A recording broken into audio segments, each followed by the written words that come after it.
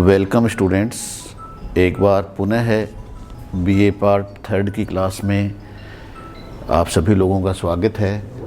हम राजनीति विज्ञान का अध्ययन कर रहे हैं और राजनीति विज्ञान के अंतर्गत पेपर जो फर्स्ट है उसका अध्ययन कर रहे हैं। जो इससे पहले की जो वीडियोज़ हैं उसमें मैंने आप लोगों को यूनिट फर्स्ट और यूनिट सेकंड का जो स्टार्टिंग का था उसके बारे में अपने व्याख्यान में बताया था। जो यूनिट फर्स्ट हमारी थी उसमें पाश्चात्य राजनीतिक चिंतन के अंतर्गत ग्रीक पॉलिटिकल थिंकर्स का अध्ययन हमने किया था, प्लेटो और अरस्तु। यूनिट सेकंड है, उसमें हमारे अध्ययन के लिए मैकियावेली, हॉब्स, लॉक और रूसो, इनका हम अध्ययन करेंगे। अब मैकियावेली तक का हम अध्ययन कर चुके थे। आज का जो हमारा जो अध्ययन का टॉपिक है वह है थॉमस हॉब्स। थॉमस हॉब्स क्या है? एक ब्रिटिश राजनीतिक दार्शनिक है। क्योंकि जब भी हम राजनीतिक दर्शन का अध्ययन कर रहे हैं तो उसमें राजनीति दर्शन में जो ज्ञान का केंद्र है उसमें परिवर्तन होता रहा है। प्राचीन समय में ज्ञान का केंद्र यूनान था, एथेंस था, जिसमें ग्रीक पॉलिटिकल थिंकर्स का अध्ययन किया। मध्यकाल में ज्ञान का केंद्र जो है वह इटली हो गया, रोम हो गया, जिसमें थॉमस एक्विनास का हमने अध्ययन किया। अब जब आधुनिक काल का हम अध्ययन करते हैं तो आधुनिक काल का जो उदय है या आधुनिक युग का जो जनक है निकोलो मैकियावेली, कि मैकियावेली से हम मानते हैं मैकियावेली आधुनिक युग का जनक है। अब इसी के अंतर्गत आधुनिक समय में ज्ञान का जो केंद्र है वह है ब्रिटेन हो गया, और ब्रिटेन में ब्रिटिश राजनीतिक जो दार्शनिक है उसमें थॉमस हॉब्स, उसका नाम उल्लेखनीय है।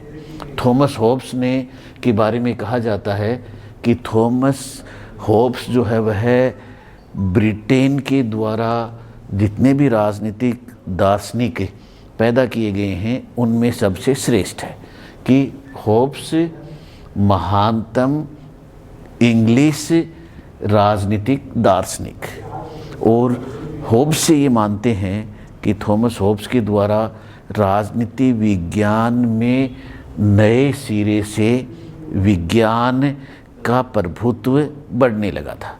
क्योंकि हॉब्स जो था, हॉब्स के जीवन काल में या हॉब्स जो है वह प्रभावित रहा था गैलीलियो से और डेकार्ट से, लॉ ऑफ मोशन और ज्योमेट्री। ये थॉमस हॉब्स के अध्ययन के लिए अधिक रुचिकर बनते गए थे। अब जब हम थोड़ा सा थॉमस हॉब्स की लाइफ हिस्ट्री के बारे में हम बात करते हैं तो इतना मैंने आपको बताया कि थॉमस हॉब्स जो है वह इंग्लिश पॉलिटिकल फिलोसफर है और इसका जन्म 1588 में हुआ। और उस समय जन्म हुआ जब ब्रिटेन में का दूसरे देश के साथ युद्ध चल रहा था। जैसे जैसे थॉमस हॉब्स बड़ा होता गया तब तब ब्रिटेन में जो राजनीतिक अशांति का दौर चलने लग गया। और जब हम देखते हैं कि 1640 के दशक में आकर ब्रिटेन में गृह युद्ध आरंभ हो गया था, तो थॉमस हॉब्स के जीवन काल के समय ब्रिटेन में राजनीतिक अस्थिरता का दौर था। और जैसे जैसे कि हॉब्स जो है वह युवा होता गया वैसे वैसे ब्रिटेन में राजनीतिक अशांति है या गृह युद्ध की जो स्थिति है वह पैदा होती गई। अब ब्रिटेन में जो राजनीतिक अस्थिरता के अंतर्गत संसदवादी और राजतंत्र समर्थक, कि संसदीय समर्थक और राजतंत्र समर्थक दो गुट बने हुए थे, उनमें आपस में जो है वह टकराव की स्थिति थी। कि और जो संसदीय गणतंत्र की स्थापना करने वाले लोग थे वे क्रोमवेल के नेतृत्व में ब्रिटेन में राजतंत्र का अंत करना चाहते थे और ब्रिटेन में कि जनता के द्वारा निर्वाचित व्यक्ति का ही शासन हो, गणतंत्र की स्थापना करना चाहते थे। और वो क्रोमवेल की अध्यक्षता में ये सब आंदोलन चल रहा था। और जो स्वयं थॉमस होब्स था, होब्स है, वह उसका जैसे ब्रिटेन के जो राज परिवार के सदस्य थे उनके साथ घनिष्ठ संबंध रहा था। और उन घनिष्ठ संबंधों के दौरान ही अपने जीवन काल में थॉमस होब्स ने 2 बार यूरोप की यात्रा की, कैवेंडिश राजकुमार के साथ और क्लिंटन के जो युवराज थे उनके साथ। और उसी दौरान यह वैज्ञानिक पद्धति के या वैज्ञानिक प्रयोग के संपर्क में आया, लॉ ऑफ मोशन के बारे में जानकारी प्राप्त की, ज्योमेट्री के बारे में जानकारी प्राप्त की।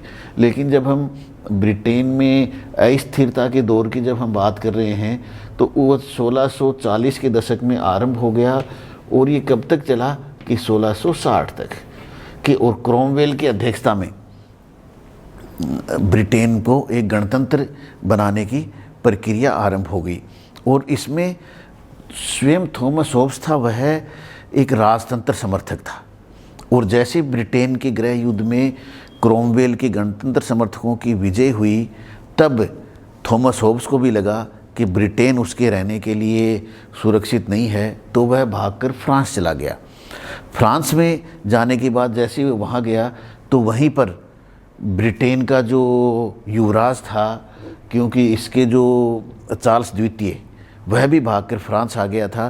चार्ल्स द्वितीय के पिता की गणतंत्र समर्थक लोगों के द्वारा हत्या कर दी गई थी। और जो युवराज था चार्ल्स द्वितीय, वह भागकर फ्रांस आ गया। और फ्रांस में इस युवराज की शिक्षा दीक्षा का दायित्व आ गया थॉमस होब्स के ऊपर। होब्स ने जो ब्रिटेन का युवराज था चार्ल्स द्वितीय, उसे अध्ययन करवाया, गणित की शिक्षा प्रदान की। और इसी दौरान थॉमस होब्स ने अपने जो ग्रंथ थे उनकी रचना की, जिसमें कि डी सीवे, लेवियाथन और डी कॉर्प, इनके नाम उल्लेखनीय हैं कि थॉमस होब्स के द्वारा अपने जीवन काल के समय में ब्रिटेन से में गृह युद्ध होने के कारण फ्रांस आया। फ्रांस में आने के पश्चात इसने जो ब्रिटेन का युवराज था उसे शिक्षा प्रदान की और अपने विश्वविख्यात जो ग्रंथ थे डी सीवे, लेवियाथन, डी कॉर्प, इनकी रचना की। और जैसे ही 1660 में हम देखते हैं कि ब्रिटेन में गणतंत्रीय शासन की स्थापना का अंत हो गया। क्रोमवेल की जैसी मृत्यु हुई तो वहाँ के जो सामंत थे आपस में झगड़ने लगे कि ब्रिटेन का शासक कौन हो। और तब राजतंत्र समर्थकों ने पुनः राजतंत्र की स्थापना कर दी और चार्ल्स द्वितीय को वापस ब्रिटेन में बुलाकर उसे सम्राट बना दिया गया। कि जैसे चार्ल्स द्वितीय को राजतंत्र समर्थकों ने वापस बुलाया और उसे वहाँ ब्रिटेन का सम्राट बना दिया, तो थॉमस होब्स जो इसका शिक्षक था वह इसके साथ आया। और अब स्थितियाँ थॉमस होब्स के अनुकूल हो गई थी, क्योंकि उसका शिष्य ब्रिटेन का सम्राट बन चुका था। इसलिए और इसके लिए आजीवन पेंशन की व्यवस्था है या जो भी सुविधाओं की व्यवस्था है वो चार्ल्स द्वितीय के द्वारा कर दी गई। इस प्रकार से हम देखते हैं कि थॉमस होब्स के जीवन काल के दौरान ब्रिटेन में अस्थिरता का दौर रहा था। और इस दौर के दौरान स्वयं को थॉमस होब्स को भी अपने जीवन की रक्षा के लिए फ्रांस जाना पड़ा था, ब्रिटेन छोड़ना पड़ा था। और जैसे ही कि मानव के स्वभाव के बारे में भी जानते हैं कि जैसे ही 1660 में क्रोमवेल की मृत्यु हो गई तो पुनः राजतंत्र की स्थापना हो गई। अर्थात ब्रिटेन के जो लोग हैं वे जो हैं परंपरावादी हैं, पुरानी परंपराओं को बनाए रखना चाहते हैं, राजतंत्र के पद को बनाकर वे रखना चाहते थे। इसलिए पुनः चार्ल्स द्वितीय को बुलाकर उसे ब्रिटेन का सम्राट बना दिया गया।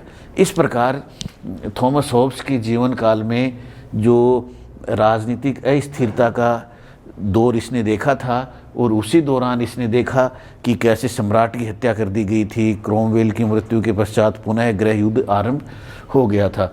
इसलिए मानव स्वभाव के बारे में थॉमस होब्स की जब हम बात करते हैं तो वह इसे ज़्यादा अच्छा नहीं मानता है कि मानव का स्वभाव जो है वह एक प्रकार से स्वार्थी है, वह अपने स्वयं तक सीमित है, वह लालची प्रवृत्ति का है, स्वयं के कार्य को ही प्रमुखता देना चाहता है।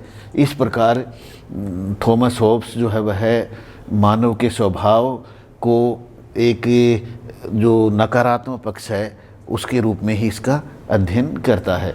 अब इस दौरान जब हम थॉमस होब्स की दूसरे तरीके से अध्ययन करते हैं कि थॉमस होब्स जो है वह उससे आरंभ होता है राजनीति दर्शन में वैज्ञानिक भौतिकवाद का, कि थॉमस होब्स के द्वारा राजनीति दर्शन का अध्ययन वैज्ञानिक भौतिकवाद के आधार पर किया गया।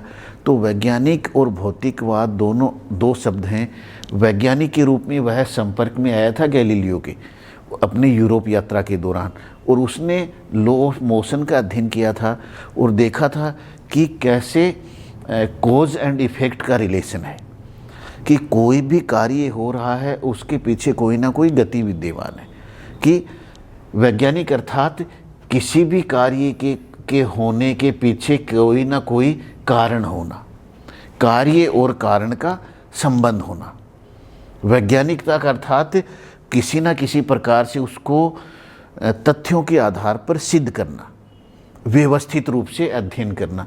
और भौतिकवाद के आधार पर जो थॉमस होब्स का मानना है कि भौतिकवाद से उसका आशय जो नैतिकता, धार्मिक अंधविश्वास, ऐसी चीज़ें थी, इन्हें छोड़ना था और विश्वास किसमें करना था, जो वास्तव में सामने है, जो वस्तु है, जो पदार्थ है, उसमें विश्वास इसे करना था। तो थॉमस होब्स क्या है, वैज्ञानिकता के आधार पर कार्य और कारण का संबंध बताता है, और भौतिकवाद के आधार पर जो कुछ वास्तव में पदार्थ है उसका वह जो वस्तु है उसका वह अध्ययन करना चाहता है। इस प्रकार थॉमस होब्स जो है वह राजनीति दर्शन में वैज्ञानिक भौतिकवाद का आरंभ करने वाला प्रथम राजनीतिक दार्शनिक है। दूसरा, थॉमस होब्स जो है वह राजनीति दर्शन में अनुबंधवादी विचारक है। वह सामाजिक अनुबंध, सोशल कॉन्ट्रैक्ट थ्योरी का आरंभ वह करता है, कि अनुबंधवादी विचारक के रूप में थॉमस होब्स हमारे सामने आते हैं। इस प्रकार थॉमस होब्स का हम दो एंगल से अध्ययन कर रहे हैं, वैज्ञानिक भौतिकवाद का जनक, दूसरा Thomas Hobbes as a social contract theorist, अनुबंधवादी विचारक के रूप में। और इसी अनुबंधवादी विचारक के रूप में होब्स के द्वारा यह वैज्ञानिक भौतिकवाद के आधार पर बताया गया है कि अपने सामाजिक समझौते से पहले क्या क्या स्थितियां थी, उसका वह होब्स के द्वारा अध्ययन किया गया है। और उस अध्ययन के अंतर्गत उसने बताया है कि मानव का स्वभाव कैसा है, प्राकृतिक अवस्था कैसी है, प्राकृतिक अधिकार और प्राकृतिक कानून कैसे हैं, और उसके बाद सामाजिक समझौता। कि वैज्ञानिकता के आधार पर थॉमस होब्स ये सिद्ध करना चाहता है कि राज्य के उद्भव के लिए सामाजिक समझौता सिद्धांत कैसे अस्तित्व में आया, कि सामाजिक समझौते तक पहुंचने से पहले वो एक वैज्ञानिक आधार पर इसे सिद्ध करता है कि ये स्थिति हुई, फिर नेक्स्ट आई, फिर ये आई, फिर मानव ने एक सामाजिक जो समझौता है वह किया।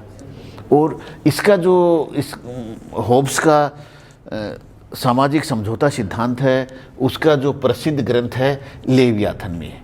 लेवियाथन जिसे इसने एक समुद्री राक्षस कहा है, महामानव कहा है। महामानव अर्थात इसने अपने उसमें लेवियाथन में एक बहुत बड़े आकार के मानव को बना रखा है, और उसके अंदर छोटे छोटे मानव बना रखे हैं, जिसमें कि छोटे छोटे सारे जो मानव हैं वे इस महामानव में समाये हुए हैं, इस विशाल का राक्षस में समाये हुए हैं। और ये जो लेवियाथन है या जो महामानव है, यह राज्य का शासक है। इस प्रकार थॉमस होब्स के द्वारा कि ये बताया गया है अपने ग्रंथ लेवियाथन में कि हमें कैसे सामाजिक समझौते तक पहुँचे हैं। आज का जो हमारा व्याख्यान है इसमें जीवन परिचय थॉमस होब्स वैज्ञानिक के जो भौतिकवाद के आधार पर अध्ययन किया है।